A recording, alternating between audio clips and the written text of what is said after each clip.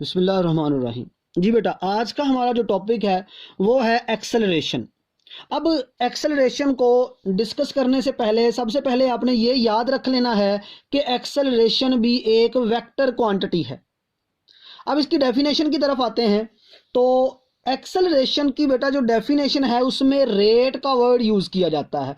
अब रेट का मतलब होता है डिवाइडेड बाय टाइम, यानी टाइम से हमने डिवाइड करना है। Rate of change of velocity, velocity में जो चेंजिंग आएगी टाइम के लिहाज से उसे एक्सेलरेशन कहा जाता है।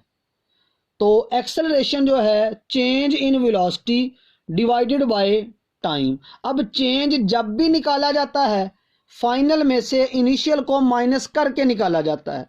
यानी बंदा पॉइंट ए से चलना शुरू हुआ और पॉइंट बी पर पहुंच गया। पॉइंट ए पर उसकी वेलोसिटी लेट थी 5 और पॉइंट बी पर उसकी वेलोसिटी देखी गई तो वो आ गई 10 और ए से बी पे पहुंचने में उसे टाइम कंज्यूम हो गया 2 सेकंड।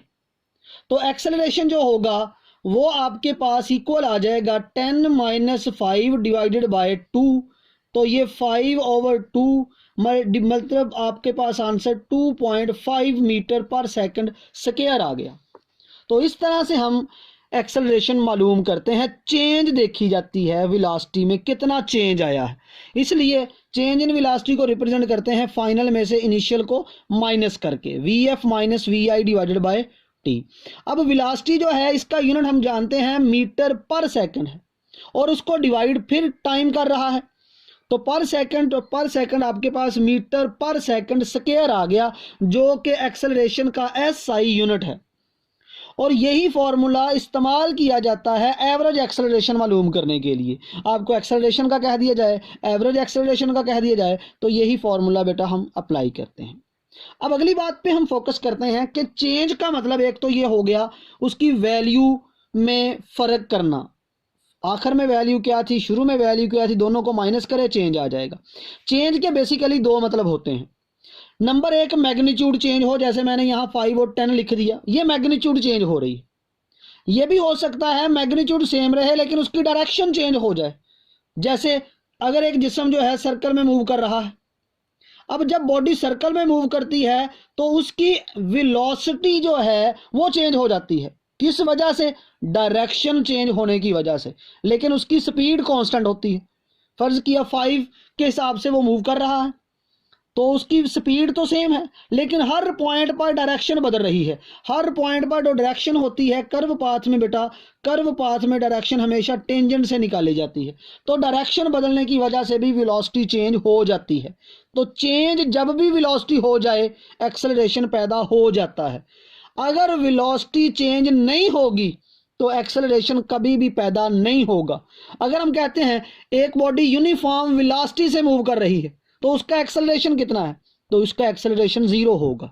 अगर हम कहते हैं कांस्टेंट वेलोसिटी से जिसम हरकत कर रहा है तो उसका एक्सेलरेशन कितना है, तो उसका एक्सेलरेशन भी 0 होगा।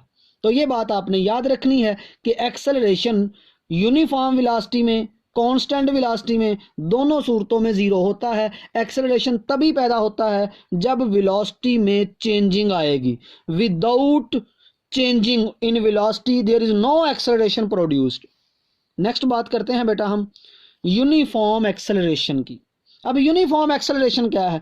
यूनिफॉर्म एक्सेलरेशन बिल्कुल उसी तरह से जैसे हमने यूनिफॉर्म स्पीड और यूनिफॉर्म वेलोसिटी को पढ़ा था कि डिस्प्लेसमेंट चेंज हो और इक्वल डिस्प्लेसमेंट चेंज हो इक्वल इंटरवल के अंदर। यहां पर क्या है, चेंज हो वेलोसिटी इक्वली चेंज हो और इक्वल इंटरवल के अंदर हो, चाहे वो टाइम के इंटरवल जो है जितने भी छोटे हो जाएं या बड़े हो जाएं इससे कोई फर्क नहीं पड़ता, लेकिन टाइम फिक्स हो। उस फिक्स टाइम में वेलोसिटी भी एक जितनी चेंज हो रही हो और टाइम भी कांस्टेंट रहता हो, तो बेटा उसे हम नाम देते हैं यूनिफॉर्म एक्सेलरेशन। अब यूनिफॉर्म एक्सेलरेशन जो है इसको हम समझने के लिए दो तरह से डील करते हैं कि एक्सेलरेशन पॉजिटिव भी हो सकता है और एक्सेलरेशन नेगेटिव भी हो सकता है। पॉजिटिव एक्सेलरेशन जो है इसका मतलब यह है कि वेलोसिटी चेंज हो रही है लेकिन वेलोसिटी आहिस्ता आहिस्ता बढ़ रही है, क्योंकि चेंज होने के दो मतलब होते हैं, या तो चेंज में वेलोसिटी कम होगी या चेंज में वेलोसिटी ज़्यादा होगी। अगर चेंज में वेलोसिटी ज़्यादा हो तो उसे कहा जाता है पॉजिटिव एक्सेलरेशन, जिसे हम सिंपल एक्सेलरेशन का नाम दे देते हैं। सबसे इंपॉर्टेंट बात जो यहाँ याद करने वाली है वो ये है, जब आपके पास वेलोसिटी इंक्रीज हो रही होगी, बॉडी जिस तरफ मूव कर रही होगी, एक्सेलरेशन चूंकि वेक्टर क्वांटिटी है तो एक्सेलरेशन की डायरेक्शन उसी तरफ होगी जिस तरफ बॉडी मूव कर रही थी। यानी वेलोसिटी और एक्सेलरेशन की डायरेक्शन दोनों पैरेलल हो जाएंगी, दोनों एक ही डायरेक्शन को होंगी, उसके लिए वर्ड यूज किया जाता है पैरेलल। तो बेटा आपने ये बात याद रखनी है कि जब एक्सेलरेशन पॉजिटिव माना जाए उसका मतलब होता है वेलोसिटी इंक्रीज हो रही है, और वेलोसिटी इंक्रीज होने का मतलब ये है कि हमारे पास जो जिस्म है उससे जिस तरफ वो मूव कर रहा है एक्सेलरेशन भी उसी तरफ है, यानी दोनों पैरेलल हो जाते हैं। नेगेटिव एक्सेलरेशन का मतलब क्या है? नेगेटिव एक्सेलरेशन का मतलब है कि बॉडी की वेलोसिटी जो है वो डिक्रीज हो रही है, यानी गाड़ी चल रही है, हमने ब्रेक अप्लाई करना शुरू कर दी। जब ब्रेक अप्लाई करेंगे, शुरू में वेलोसिटी 10 थी, बाद में वेलोसिटी 5 हो जाएगी, तो उस वक्त जो एक्सेलरेशन आएगा वो एक्सेलरेशन हमारे पास नेगेटिव आएगा। फॉर एग्जाम्पल, यहाँ से बॉडी मूव करके यहाँ पे पहुंच रही है, यहाँ उसकी वेलोसिटी 10 थी, ब्रेक अप्लाई की, यहाँ पे हो गई 5। अब ये फाइनल है और ये इनिशियल है। एक्सेलरेशन हमेशा कैसे फाइंड करते हैं? Final minus initial divided by time. Time लगा 2 सेकंड तो 2 पे डिवाइड कर दिया, तो बेटा हमारे पास एक्सेलरेशन आ गया 5/2, बड़ी रकम की वैल्यू माइनस आ गया तो -2.5। तो ये हमारे पास नेगेटिव एक्सेलरेशन आ गया। नेगेटिव एक्सेलरेशन जो है उसका दूसरा नाम डीसेलरेशन भी है और उसी का नाम रिटार्डेशन भी है। ये बेटा अपने नाम दोनों याद रखने हैं। Negative acceleration is also called deceleration और रिटार्डेशन। अब डायरेक्शन की बात करते हैं। जब बॉडी की वेलोसिटी डिक्रीज हो रही होगी तो बॉडी जिस तरफ मूव कर रही है, एक्सेलरेशन जो है उसकी डायरेक्शन उस तरफ नहीं होगी, उसके ऑपोजिट होगी। तो ये एक्सेलरेशन की डायरेक्शन है और ये बॉडी जिस तरफ मूव कर रही थी उसकी डायरेक्शन है, तो दोनों जो हैं एक दूसरे के ऑपोजिट माने जाते हैं।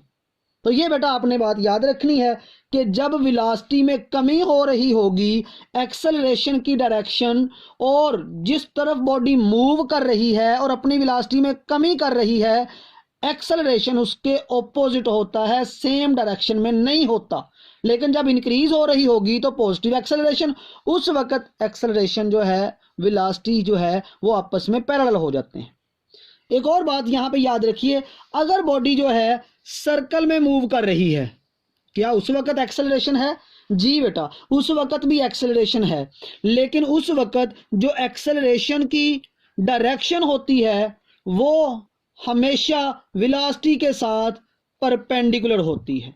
तो ये बात याद रखना है आपने कि वेलोसिटी और एक्सेलरेशन एक दूसरे के परपेंडिकुलर हो जाते हैं जब बॉडी सर्कुलर पाथ पे मूव करती है, दायरे में हरकत करती है। जब बॉडी वेलोसिटी इंक्रीज करते हुए हरकत कर रही है तो वेलोसिटी और एक्सेलरेशन पैरेलल होते हैं। जब वेलोसिटी डिक्रीज करते हुए बॉडी हरकत कर रही है उस वक्त एक्सेलरेशन और वेलोसिटी एंटी पैरेलल हो जाते हैं, यानी एक डायरेक्शन अपवर्ड और एक डायरेक्शन डाउनवर्ड। इस तरह से हम इसको डील कर देते हैं कि हमारे पास ये एंटी पैरेलल है। तो ये बेटा हमारा आज का टॉपिक था। ये आपने टॉपिक को समझना है, इसको याद करना है और ये आपके पेपर के पॉइंट ऑफ व्यू से बहुत है।